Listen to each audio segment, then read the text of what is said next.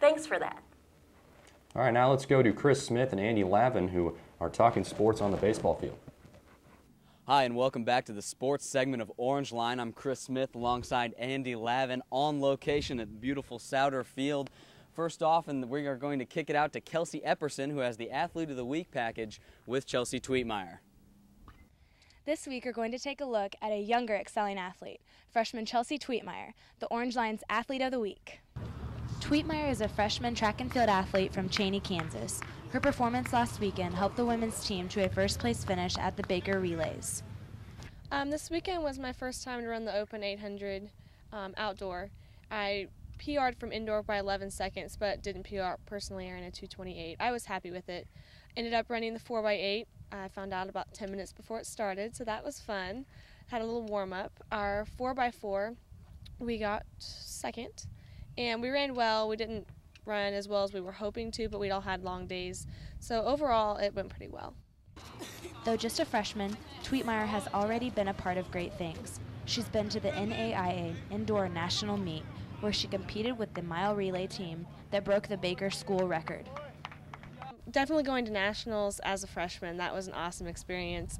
Even though I didn't go individually, being with a team and being there and competing with all of those athletes that all had to work just as hard to get there, it was really inspiring. So that was probably my favorite thing about the season so far. Twietmeyer was satisfied with her trip to Tennessee, but still has high goals for the rest of the year.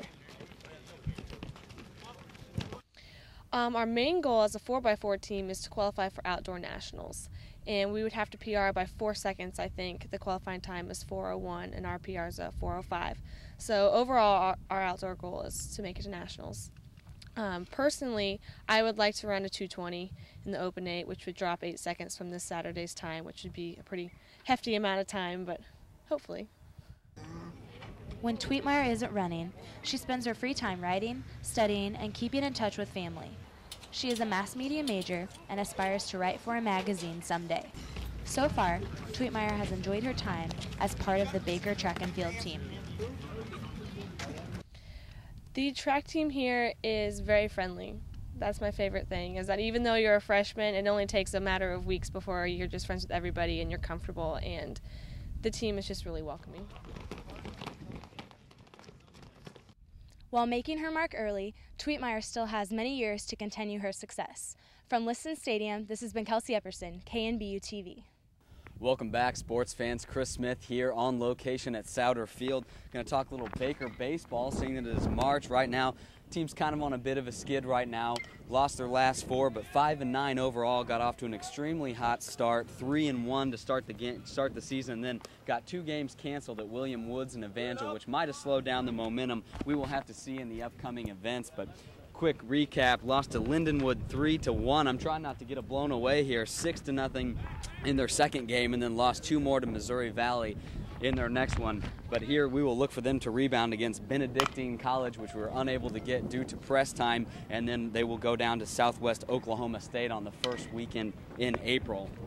Moving over to the softball side, softball's having a bit of a rough stretch right now. Started off 1-10.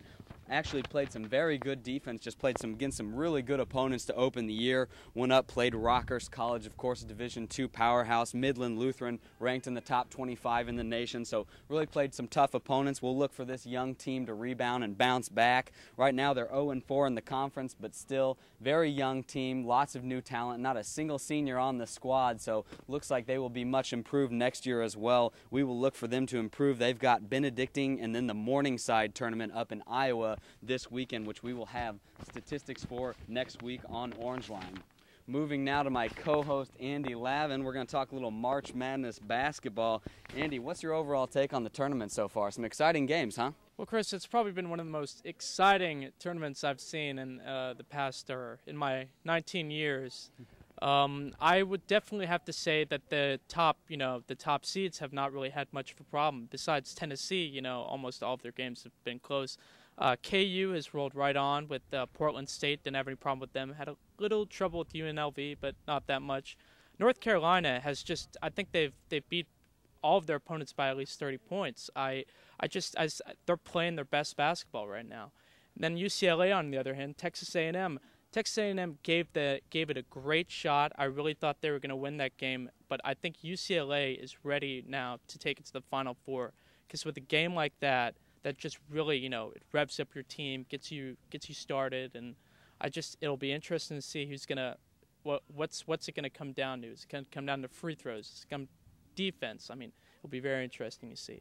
That's a great point, Andy. You mentioned North Carolina and Kansas, both not tested in the early goings. You mentioned North Carolina absolutely blowing out teams. Let me ask you this, Mr. Lavin. Does a team like that has not been battle-tested early on have an advantage going in or a disadvantage going up against somebody that they might meet on the other side of the bracket, like a UCLA or a Memphis, who I expect to have a tough game against Michigan State, who's really played some tough teams early and has had to play close games? Well, talking about Memphis and Michigan State, I think Raymar Morgan and Drew Neitzel from Michigan State are going to be the key factors in that game. I think they both played to their potential in that game. I think Michigan State's got a great shot to pull off the upset against Memphis. Going back to your first question, I think during the season, North Carolina, personally, they only really had one game that I really thought they struggled in, that Maryland game where they lost their first game.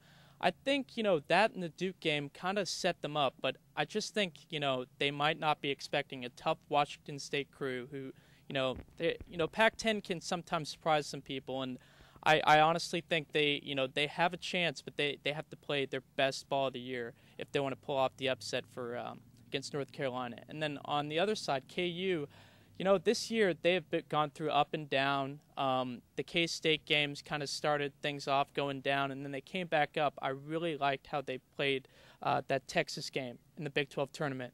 I really thought they really showed a lot of heart, a lot of character in that game, and I think that it was really nice to get that at the end of the season, going right in the tournament. So, as the answer to your question, I don't think it really matters right now since the season was so much preparation, but I think in the back of their heads, the teams have to, understand, hey, this is the NCAA tournament, anything can happen, so we have to prepare, top. Absolutely. Well, it certainly has been a great road so far. We're looking forward to some exciting basketball into the Final Four. Have to toot KNBU Orangeline's horn real quick. The previous sports analyst, Alex Dingman, and myself all have our Final Four team still alive, so if you went with our bets, good job. We're going to kick it back to the studio. Thanks for that, guys. That concludes our show this week for Orangeline. Be sure to tune in next week. I'm Alex Dingman. And I'm Rena Murphy.